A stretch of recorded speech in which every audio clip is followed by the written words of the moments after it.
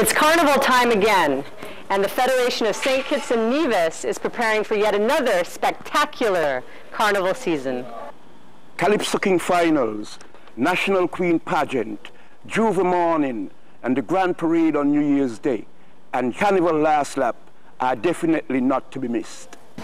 Well, Children's Carnival is very important because it is a time for children to have fun, frolic and merriment.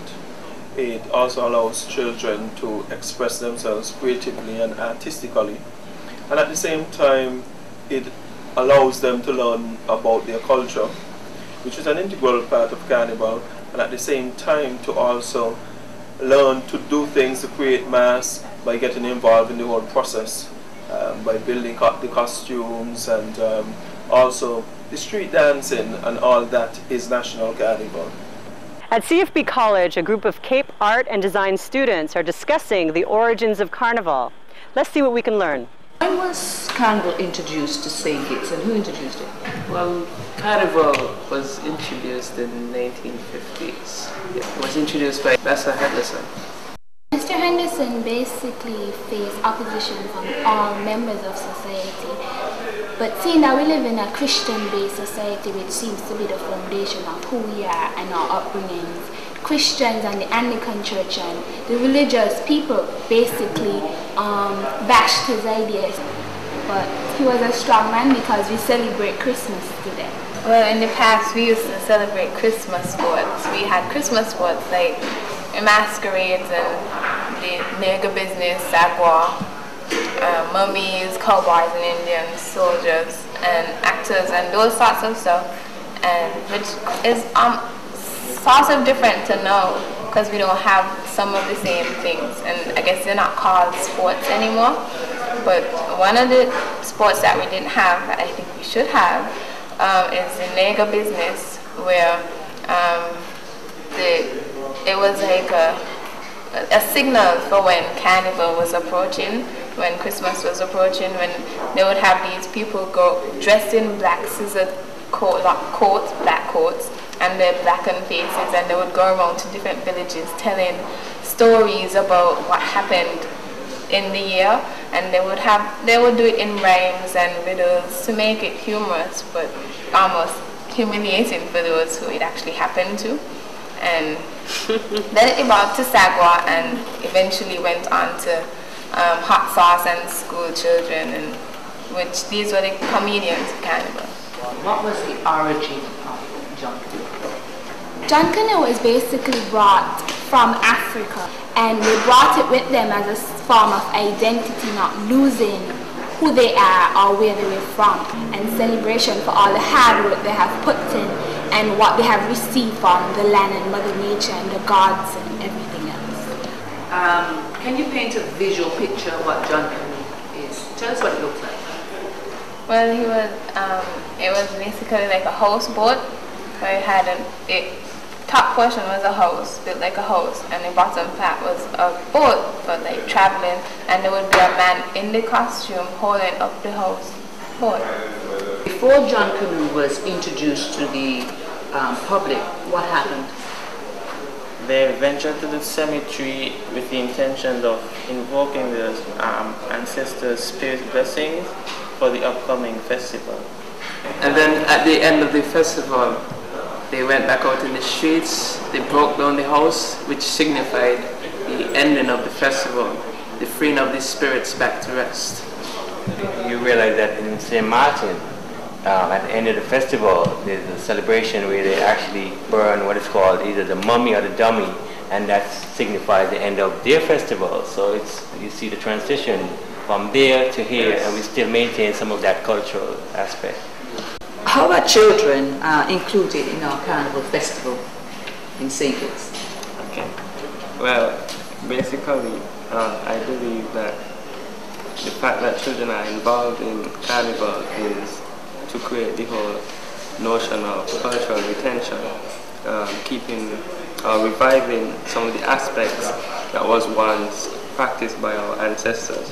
When children especially learn something from an early age, they tend to cherish it, and this would be beneficial to us as a people as they carry on the culture, because culture is something that is passed on, and I believe that because it is passed on to the children, it will be difficult for outer Caribbean influences to have an effect on the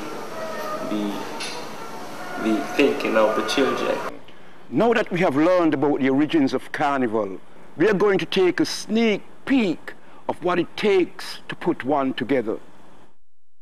It is important to have children's carnival because, one, it is a part of our culture.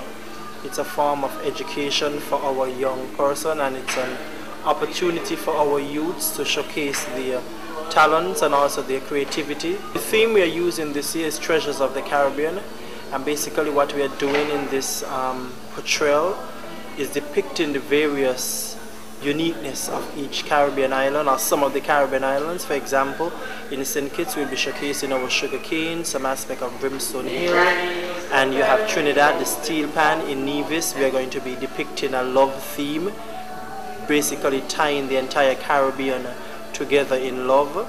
We thought that it is important to invite overseas costume builders to assist us here because we are few, or we are limited when it comes to that creative talent in terms of actual costume bending, and we have a relationship with some builders in St. Vincent, and over the years they have consented to come in to do workshops, to train Kittitians. So over a period of time we would have a number of actual costume builders here, so there might be the need for so many of them to come. What we are trying to do this year is basically have each section with team leaders who are going to be doing routine, choreograph a routine, so the children will be doing some sort of control movements. In addition to that, over the years we've had the majorettes. Unfortunately we haven't had them in a few years, so we are going to try this year to do the parade a little different, in that we're going to try to get some dancers to lead the parade. They might choose gospel music, they might choose some other softer tone music, and basically what they would do, they would lead the parade, as I say, and then following behind them you'll have like the Rotaract Prince and Princess, the talented teen winners and the different contestants. Then you have the focus section, and then right behind you have the sponsor vehicle, and then the children parade. 15 sections. We are hoping to have almost 700 children. Pre-carnival preparations are very time-consuming, but the hard work pays off when the various troupes parade for all to see. One troupe that's a favorite is Beach Island Primary Clown Troupe. Our clown troupe came out of a troupe which we had a few years ago when we were looking at folklore in the different islands. We had the clowns as part of the folklore for St. Kitts, and we decided that it seemed as if the clowns were dying, and we would try to revive the culture, keep it alive by involving the young children. You would know that a clown is coming. You don't have to see, but you hear the jingle of the bells, and you know when clowns are coming, clowns are there, and you know they have the costume, big, which people love to wear. You can move around in it, and the mask. When you have on your mask, your headpiece, it adds to the costume. And another thing too about the clown too is that they wear stockings over their head, covering their faces, so that they are not easily recognized. The clown troupe is named after the school, the Beach Island Primary School clown troupe, and we have been doing this about 4 years now. Long ago, so the clown troupe had different sections. You had regular ladies dressed in their short skirts and their pretty blouses, calling the Japanese girls, or you said you have the cakewalk as part of the clown troupe.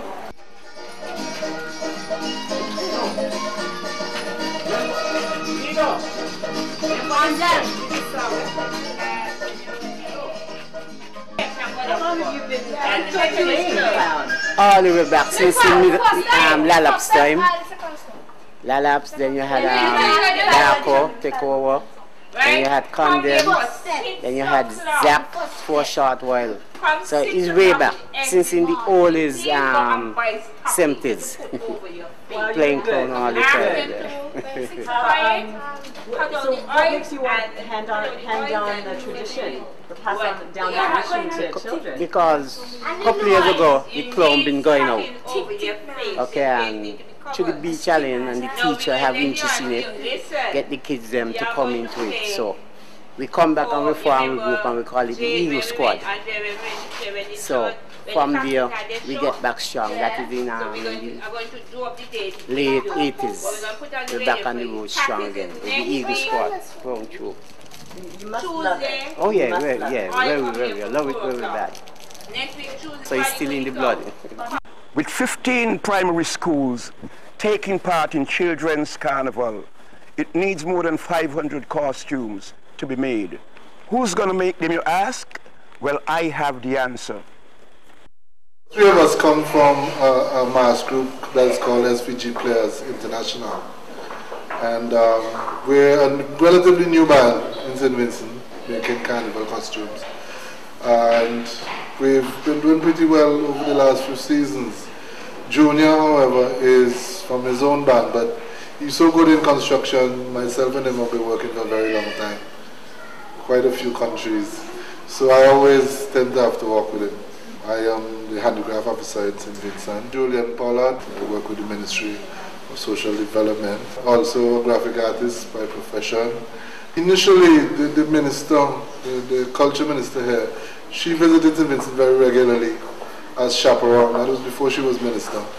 And she saw the costume abilities that we had, and I think that when she became minister, she then realized that we would be able to help. 2 years ago, we came, it was a different group, but then I guess we did well because they wanted us to come back, you know. And speaking to Alistair Williams, who is the festival's chairman, I told him that I would prefer to bring my own group because we tend to go to St. Lucia, we've been to the United States, we work in Trinidad as a unit. And I think we work better as a unit, you know, having been together for a long time. There are 4 of us from St. Vincent. We have a lone female, her name is Petula Lois. And basically she's very good with children, you know, this is one of the reasons we brought her. She also keeps track of everything. She's probably the only person I know who will tell you where 600 costumes are at any particular time and make sure that everybody has every piece. So she has a particular skill. She's very well talented all around, you know, very good at decorating, etc. So she's definitely a plus. Then there's Ian Williams. He's a graphic artist by profession. And working with him makes my work a lot easier because I do the designs, but he comes up with all the patterns and puts the stuff together. And so I don't have to worry about that. You know, he's very quiet. She's the shy one in the crowd, but very, very talented. Children's Carnival, in my mind, helped to develop our children. It also gives them a sense of their culture, their heritage. It also helps them in their social studies, actual live experience. For example, one of the topics in social studies in the school is culture. And there are times when they have to talk about their culture. Now, if they participate in Children's Carnival, that is a life experience. So it will give them that easiness in sharing the information. It also brings about unity among the schools because how we have them now in zones. You have the different schools in different zones, zone 1 to zone 5. So it gives the children a chance to interact with other children from different schools, which might not necessarily be from their community or their district. So it's a whole unity thing, and they end up having friends for a long time. First of all, thank our sponsor Cable and Wireless, and also our costume builders from St. Vincent, and our volunteer from the UK who has been coming over the years to assist with the cutting. And the mass camp is at the Fort Thomas Hotel, and we're asking as many young persons as possible, and even adults or parents, to come on up and give a hand, because the more hands you get, the easier the costumes would be completed, and it means that Parade Day will be a spectacular event. Appealing to the general public to come on up, show your support. Even if you cut one costume, at least that is one less to do. So I'm encouraging you to, and bring your snacks, bring your scissors, bring your water, your drinks. We are here until late hours. I think we're in good hands. The costumes are going to be great. All the different zones have been passing through the mass camp to help make costumes. So let's go see how they're doing.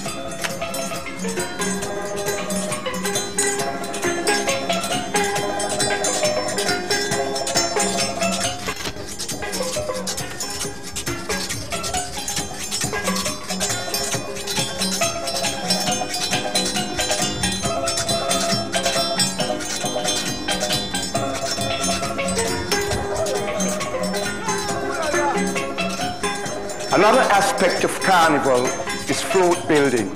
Children's Carnival provides a wonderful outlet for young children and adults to explore their creative abilities. Patricia Liebert has been given the task of organizing the building of the floats for Children's Carnival.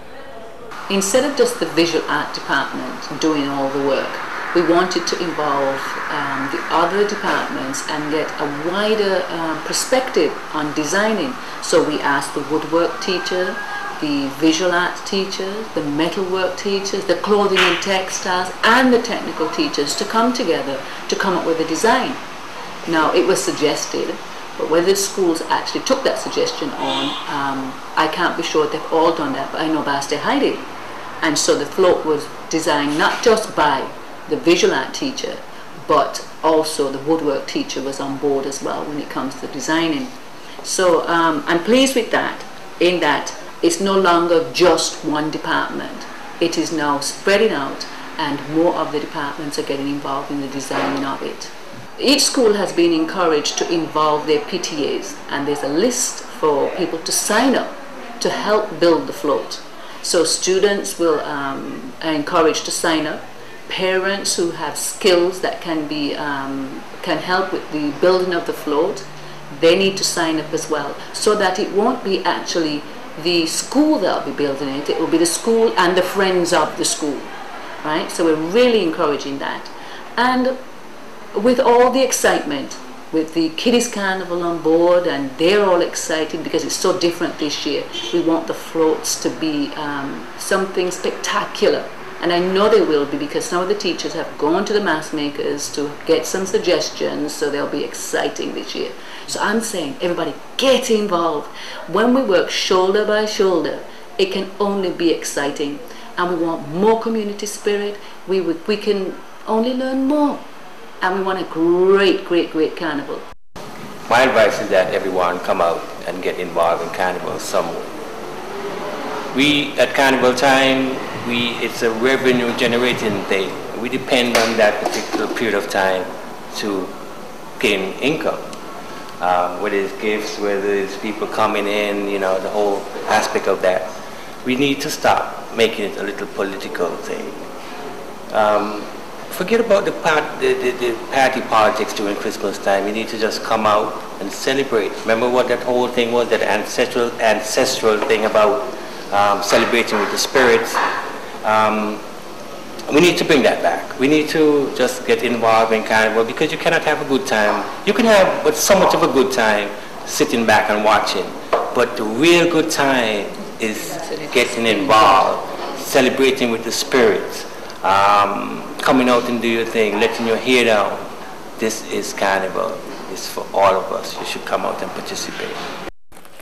I hope that I've whet your appetite for Carnival. So come out and see the fanfare in all of its glory.